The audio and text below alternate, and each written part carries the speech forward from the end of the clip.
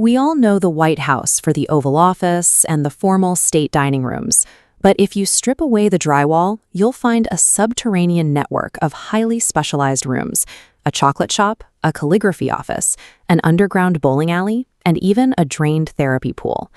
While the televised public-facing spaces broadcast American power to the world, there is a self-contained hidden city operating quietly right behind the walls to keep that illusion flawless.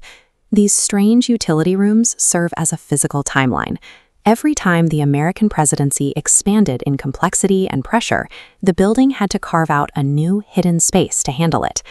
To understand how the building got so complex, we have to look at the original design. In 1791, George Washington and Irish architect James Hoban planned a modest workspace.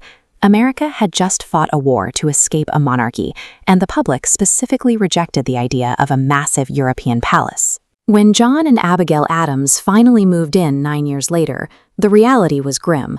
The house was unfinished, freezing, and incredibly drafty. There were zero modern amenities. Abigail Adams famously had to hang the family's wet laundry to dry in what is now the East Room. The core architectural flaw was the layout. The original blueprint crammed public state dinners, diplomatic meetings, and private family life into the exact same overlapping floor plan. This single house design simply could not survive what the executive branch was about to become. As the role of the president grew, the building had no choice but to mutate. The first major breaking point was the crushing lack of privacy. Early First Ladies had to manage complex social schedules in a building that essentially functioned like a busy public hall, with dozens of strangers wandering through the family's living quarters daily. To solve this, the building carved out what were known as boudoirs, private sitting rooms. These gave the First Lady a dedicated, shielded workspace to manage correspondence and host trusted visitors away from the relentless public traffic. Comfort improved again near the turn of the 20th century. After decades of relying on chamber pots and shared facilities, the White House gradually installed indoor plumbing and ensuite bathrooms for the private residents. These basic domestic upgrades marked the beginning of a physical divide, permanently walling off the first family's personal sanctuary from the public eye. As America emerged as a global superpower, the intense stress of the office began to take a heavy toll on the presidents themselves. The building had to adapt again, this time providing spaces for physical and mental relief. When Franklin D. Roosevelt arrived in 1933, he carried the severe physical limitations of polio. At a time when leaders were expected to project unbroken strength, he needed a way to battle his condition entirely in secret. The solution was an indoor swimming pool built directly into the West Wing, providing the private, therapeutic environment Roosevelt needed to manage his condition away from the press. Later administrations added subterranean spaces to boost morale. President Truman installed the first White House bowling alley, and in 1969, the Nixon administration built the current underground lanes directly beneath the North Portico. This tradition of customization continues today. During the Obama administration, the existing tennis courts were temporarily adapted into a basketball court to fit the president's daily routine.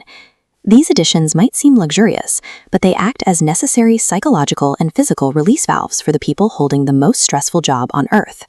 Hosting global leaders requires massive diplomatic production, and the executive branch can't exactly outsource that level of security and pageantry to external contractors. Instead, the White House internalized its operations. Deep inside the building, the calligraphy office hand-letters official invitations and ceremonial documents. Down the hall, a dedicated wood shop repairs historic heritage furniture, so priceless it can never leave the grounds. There is also a permanent on-site flower shop and a chocolate shop, where staff work under intense time pressure to craft custom arrangements and state gifts. By keeping these workshops entirely in-house, the executive branch maintains total, uncompromised control over its security, its historical heritage, and its diplomatic aesthetics. Eventually, all of these chaotic adaptations broke the original single-house concept.